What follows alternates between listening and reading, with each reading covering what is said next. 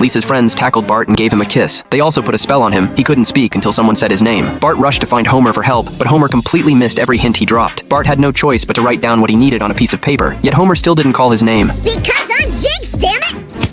Ow! What was that for? You spoke while you were Jinx, so I get to punch you in the arm. Sorry, it's the law. Just then, Lisa and her friends tracked Bart down again. This time, they wanted to give him a makeover. Bart took one look and bolted. He hid in his bedroom, thinking he was safe, but to his dismay, they simply unscrewed the hinges off his door. With nowhere left to run, Bart edged to the window ledge and jumped.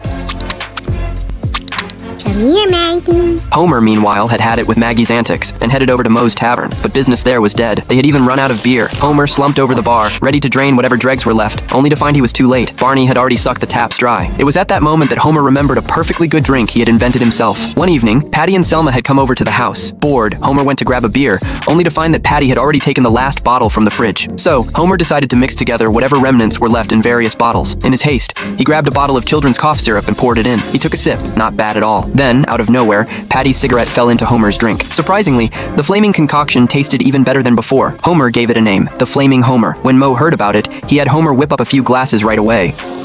Whoa!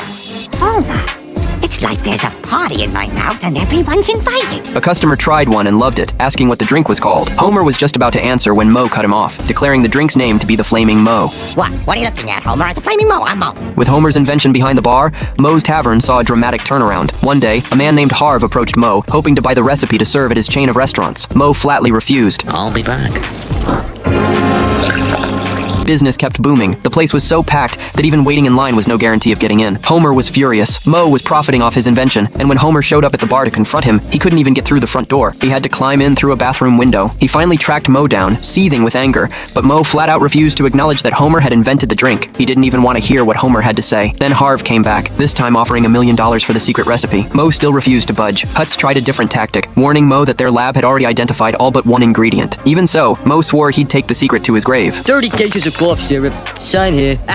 I got hooked on this stuff in the service. Homer consulted a lawyer to see if there was anything he could do, but the lawyer told him that drinks couldn't be copyrighted. Moe was living the high life, but a waitress at the bar had overheard the conversation between Moe and Homer. She felt Moe should sell the recipe and split the money evenly with Homer. Left with no other option, Moe agreed. By this point, Homer had completely lost it. He was seeing Moe everywhere. Everyone around him seemed to morph into Moe's face. Just as Moe was about to finalize the sale, Homer burst in like a madman. He was determined to bring Moe down with him. If he couldn't get the money, nobody would. Sure enough, Homer blurted out the secret recipe for all to hear. Thank you, Mr. Nutball. Gotta go, Moe. Tough luck.